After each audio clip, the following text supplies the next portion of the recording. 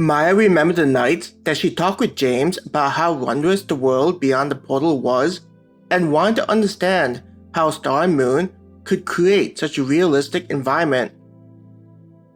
It was a topic that all the adventurers couldn't help but repeatedly bring up. There were hundreds, if not thousands, of discussions happening on the forums as people tried to demystify the company that created the underground cities and the world beyond the portal.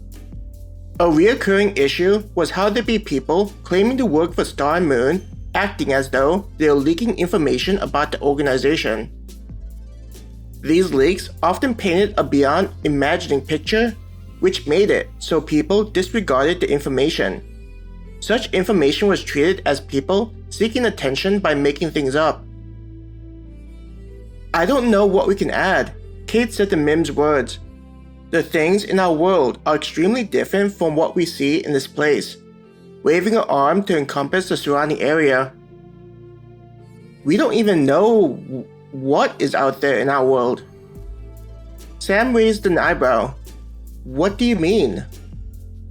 Maya looked at Kate, asking for help in answering the question. "We just saw creatures that began eating people one night." "Like the monsters here?" Sam continued to try and gain more information. "No," Maya shook her head. "They were humanoid, which is the best way to describe them." She took in a deep breath, trying to calm herself down.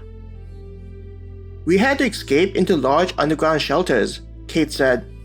"That's how we are able to enter this area. There's an adventurers guild inside these shelters, which are called underground cities by the business that built them."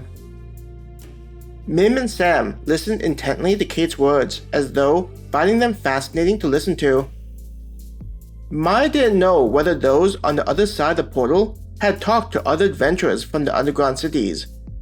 If adventurers did talk about it with natives in the simulation, she was sure that they'd have as much difficulty as Kate and she did.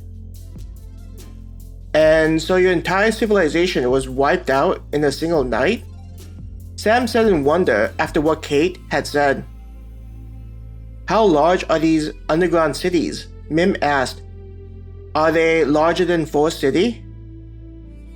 Maya couldn't help but giggle. "We actually don't really know." Seeing Mim and Sam's reaction, Kate said, "That's right." "How?" Sam asked. "How is it possible that you don't know how large your current home is?" "It's due to the fact that we didn't spend much time exploring all of it before we decided to become adventurers. And since becoming adventurers, we have hardly gone through the portal," Maya explained. Maya didn't know whether it was necessary to explain how most adventurers from the underground city had decided to travel through the portal into the simulation, with the primary objective being to get strong enough to explore the world. All the surviving humans inside the cities understood that leaving wouldn't be an option with their current strength. But after they learned that in the simulated world they could get stronger, the main goal became to level up enough to leave the cities. Talking to Mim and Sam about their world made Maya think about the long nights talking to James about the future. Currently, the future involved them being trapped inside, but with their ability to get stronger, there existed a path to maybe reclaiming their world from whatever took it from them. She tried not to think about the events that happened after that night, but before meeting up with James and entering the underground city.